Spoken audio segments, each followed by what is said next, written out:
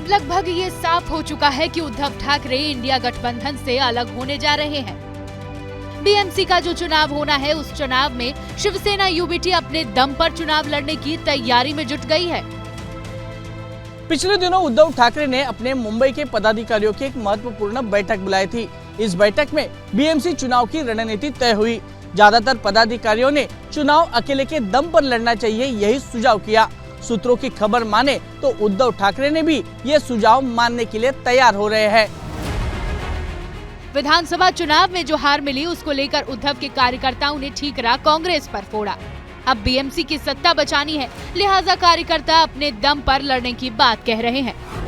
पिछले 25 साल से बीएमसी की सत्ता पर उद्धव का कब्जा है। मुंबई में अगर ठाकरे ब्रांड को बचाए रखना है तो फिर उद्धव को बीएमसी का चुनाव हर हाल में जीतना होगा। मुंबई नगर निगम में कुल 227 वार्ड हैं। 2017 के चुनाव में शिवसेना को 84 और बीजेपी को 82 सीटें मिली थी।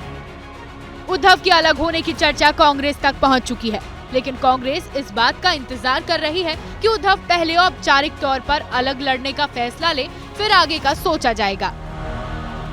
ये ऑफिशियल इस बारे में कोई हमारी उनसे डिस्कशन नहीं हुआ है, चर्चा नहीं हुई, कोई मीटिंग नहीं हुई है।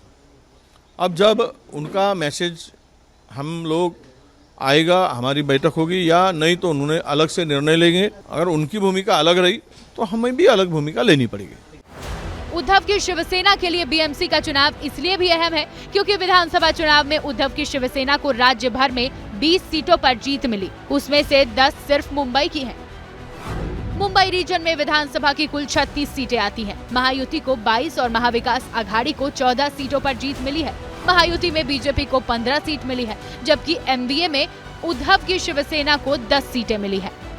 जिस तरह से विधानसभा चुनाव में उद्धव के कोर वोटरों ने उनका साथ छोड़ा है, ऐसे में उसे जोड़ना और जोड़कर रखना उद्धव के लिए बड़ी चुनौती है।